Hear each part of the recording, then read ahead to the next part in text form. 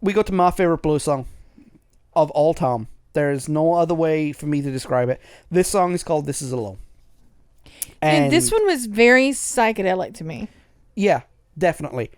It's every album in the 80s, every hair metal album had that one acoustic song, right? Right. Every British album in the 90s had that at least one epic song, right? This not only was not only an epic song, this was probably their most epic song, and this should have been released as the 4th single. This was it, guys. If you've been paying attention, this is the song that we mentioned in the beginning. Yes. I mean, it's in the vein of things like Love Rain on Me. Right. And Champagne Supernova. Right. And, it's just this big, bombastic blowout. Right? Yeah, I mean, it's got 3 guitar solos in the song, right? Graham's playing 3 at the same time. Yeah. I mean, dubbed, obviously. And, like, he tries to play all 3 of them live at the same time. And he kind of pulls it off because Graham Coxon is a phenomenal guitarist. Yes, he is. But Shiva, he is not. No. You can have that Bill Bailey 6-neck guitar. Right. The good thing about this is that, like, Damon Albarn uses his singing range, not in the ha kind of way, but more in the kind of way, Right. I mean, he, like, that chorus, not yelling, but very, very Spirited, yeah. Iris by Goo Goo Dolls. Mm-hmm. That's an example of a type of song that it's like. Mm-hmm. Yeah.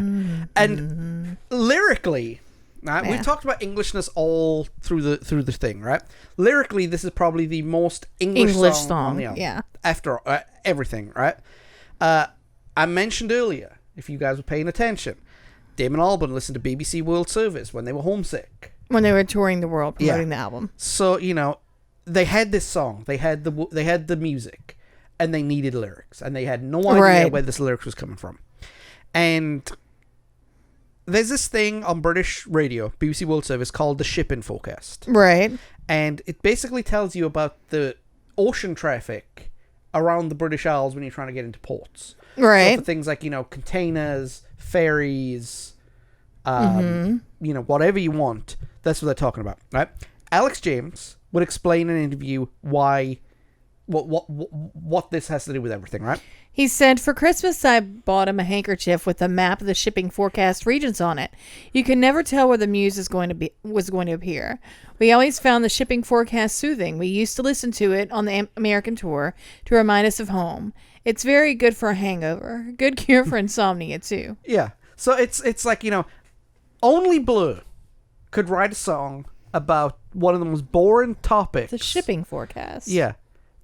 The boat traffic report. Let's not be fancy for a minute, right? You couldn't write a song about 99.9 FM's traffic report with Davy Davison, right? You couldn't do that. Right. How he wrote it, I still don't know. Years before SpongeBob, and they weren't even drinking that much or taking as many drugs as they eventually would. So how they did it is beyond me, right?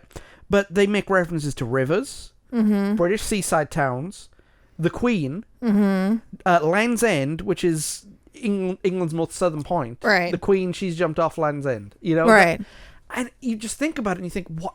Okay, this is such a boring sounding lyrics, but it worked. Right. And not only did it work, the chorus and the instrumentation pushed it over the top. Right. This song, right, not only is it a favorite amongst Blur fans, it is a favorite amongst the band. They played it at pretty much every gig that they had, except for their Best Of tour, which is when they did all their singles from their debut to when their Best Of album came out, which I think was in 1999. Right. And it was the only album track to be put on the Best Of. Yeah. Which a lot of bands, when they do their Best Of, they just put they put what they like, what they think is the best. Right. Blur did the whole singles, so it was the greatest hits album. Right. And this was the only album song. I mean, this is possibly top 3 Blur's best song, and in my opinion, it's top 1. Like this song right here makes the album from a 4 out of 10 album to a 7 out of 10 album. So this song is basically one of the main reasons why you wanted to do this review today. Partly. That and Parklife. Parklife. No. But saying 4 to 7 is probably a big stretch, but it definitely adds an extra point or a star to a rating. This is one of those songs that does that, you know? And this would have been the natural end to an album. Would have been. Would have been.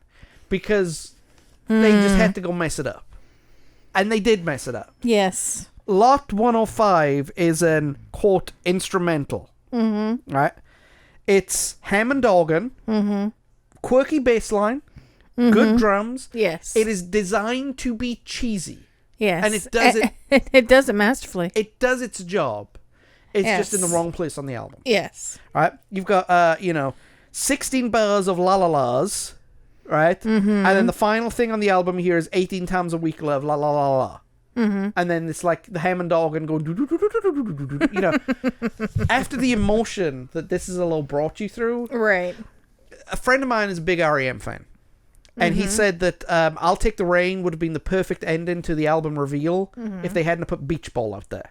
Right. And this is the same thing. It does take the shine off it when you listen to the album concurrently. Right. They could have buried this song after Parklife. Right. And it would have been fine. It would have been fine. In fact, it probably would have done a lot better after Parklife. Right. You know?